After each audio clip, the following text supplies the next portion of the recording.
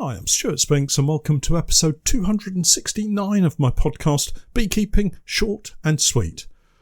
Now that the summer honey crop has been taken off, my time has been spent extracting frame after frame of honey. This week, I wanted to share how we have our honey room set up, what works well, and what caused a slight hold-up in the process.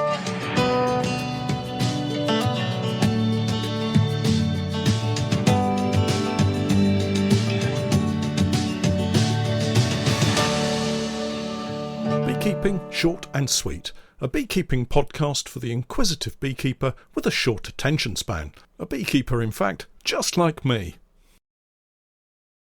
Hi everyone, welcome back to my podcast, and what's been another week of seemingly never-ending rain.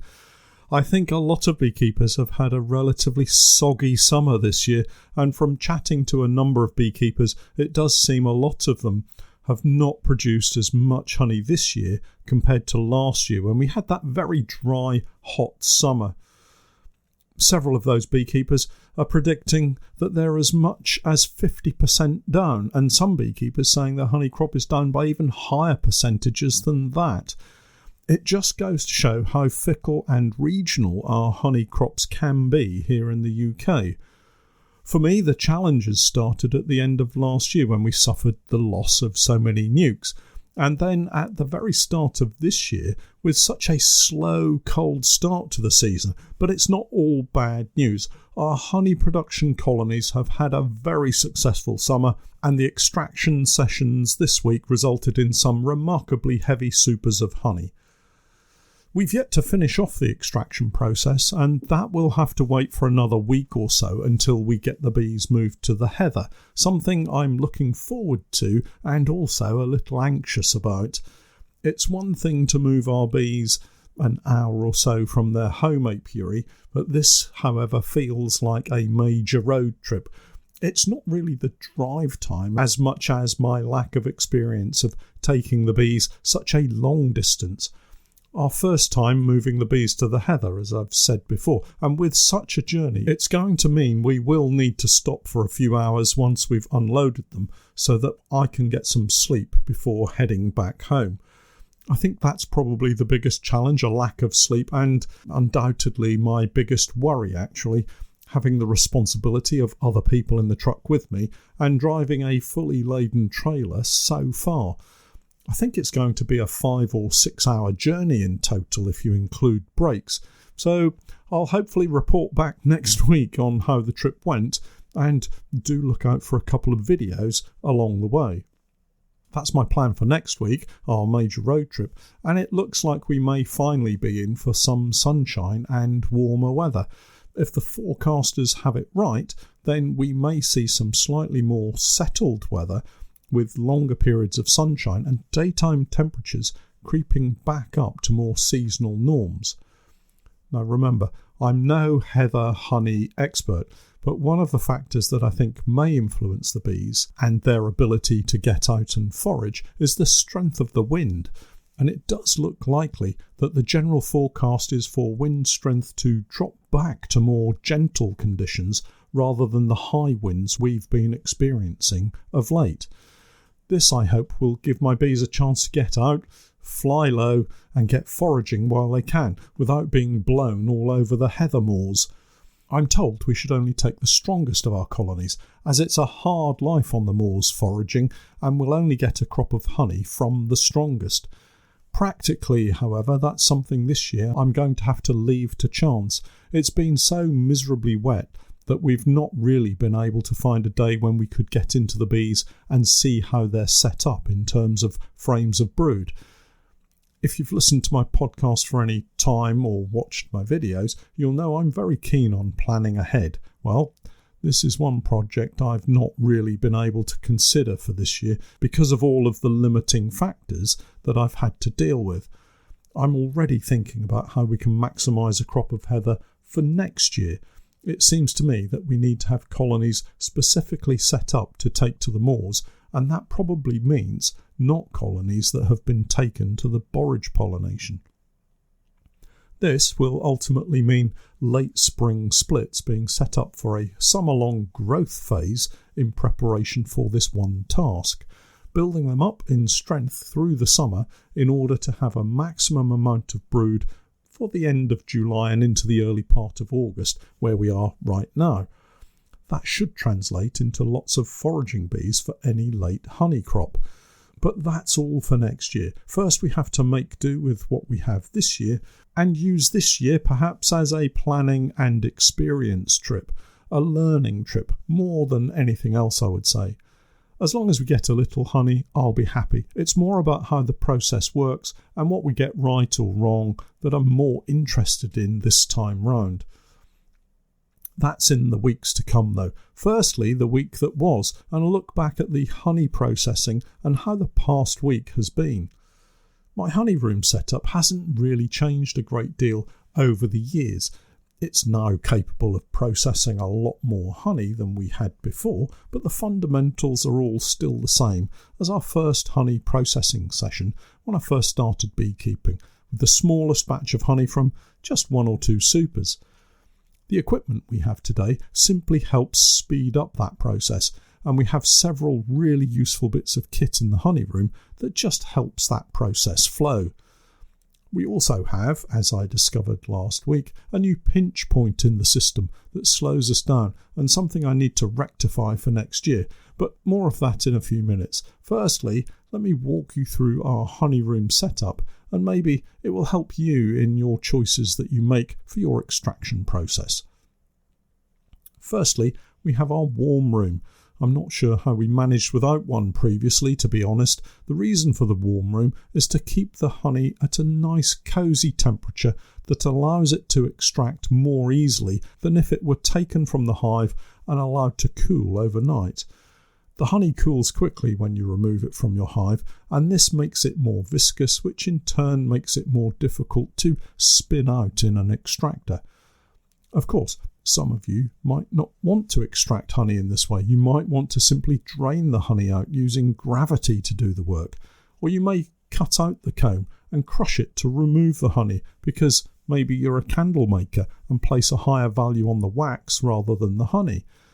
As with most things in beekeeping, there are different ways of doing the same thing. It just depends on where your priorities lay and how deep your pockets are. I've slipped off topic again, haven't I? Sorry about that. Back to the honey room, or rather the warm room. It's a second-hand cold store with the cooler unit removed and a simple heater fitted with a thermostat. We keep the honey room at a temperature of around 28 degrees Celsius, and that's perfect for keeping the honey runny in the comb without damaging it. The boxes are stacked on trolleys for ease of movement and come off the trailer onto the trolleys and then are wheeled straight into the warm room. When we're ready to extract, a single stack of 10 supers is wheeled out into the honey room and taken to the starting point of the extraction line, and that's the weighing scales. We use a set of PET weighing scales sat on a stainless steel table, and on the table is a little wooden contraption that pushes the frames up from beneath when the super is placed down on it. It's a really simple but effective way of getting the frames out of the super. Once we've taken the weight of the super, box, frames, honey and wax, the top bars are scraped clean of any comb and uncapped. Here's our first piece of equipment that generally has people falling into either side of a love-hate camp who've got this piece of equipment. It's a Carl Fritz brush uncapper. We've had it for several years, and it's been used and then set aside, used and then set aside, as my love-hate relationship has swung first one way and then back the other. Currently, I think it's fantastic. It works by using a nylon brush fitted to a motor to flick the cappings off the comb. The motor spins the brush. It kind of looks like a giant bottle brush on a spindle, and as you hold the frame close to it, it flicks the cappings off cleanly and evenly. That is, once you get the hang of it, and when you're using frames that have been drawn out nice and evenly. Any frames that are badly drawn out really don't fare so well, but this year it's worked brilliantly. We have it sat on top of a Lega uncapping tank, which, although not designed for the brush uncapper, seemingly is the perfect fit for it. The one thing I would add to this setup is a foot switch, which it doesn't currently have. Having to turn the uncapper on and off after each super is a bit of a pain, and leaving it running while you select the next frame seems a waste of electricity. I've added this job to the to-do list. The beauty of the brush uncapper is you can take off as little or as much wax and honey from the frame at this point as you want. We take it right back to the wooden frame to even up the comb and to try to make the extraction process as wobble-free and balanced as possible. But if you wanted just to remove the cappings from the cell and leave the entire drawn comb area, with practice it's certainly possible. The uncapped frame is then placed on our newest piece of equipment bought last winter, and that's the Carl Fritz 72 frame carousel. They call it a frame rack. Now, this is as good a piece of equipment as we could have wished for. In previous seasons, we've always had a bottleneck at the point of uncapping and waiting then to put the frame into the extractor. This giant stainless steel bowl has a frame rack carousel in the middle where the uncapped frames can be set to drain a little while waiting for the extractor to become available, allowing the person uncapping to continue to work and uncap as many as 7 more supers with 10 frames in each before the frame rack is full. There's a drain in the middle to allow any honey or cappings to drop away, and the stand has a little shelf beneath the bowl for a large bucket. We probably only changed that bucket 3 or 4 times during the entire process. From this point, the frames are loaded into one of 2 extractors. These are Lega Flamingo 28 frame radial extractors with just whisper quiet motors. I'm still amazed at just how quiet these extractors are. Currently, we have one set up on wheels and one set up on the supplied rubber feet. The wheels allow the extractor to wobble freely and takes a lot of the rotational stresses out of the extractor when the balance isn't spot on. Here we have another important lesson. Don't buy frames from lots of different sources. Stick with one type, keeping them all the same. This really helps with the balance of the extractor and prevents it from dancing all over the floor in the honey room. Once the majority of the honey is out, the extractor settles down and is almost self-balancing. And even with wheels on, I'm able to leave it to spin at full speed while I load the second extractor, the other Lega Flamingo. The trick with extractors is to start slowly. Let it build up speed as the honey is thrown out and only go to full speed when it's balanced.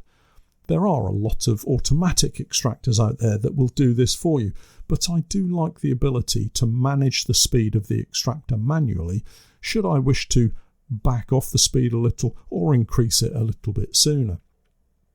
From here, the honey drains into our Lyson honey sump. This is our current pinch point.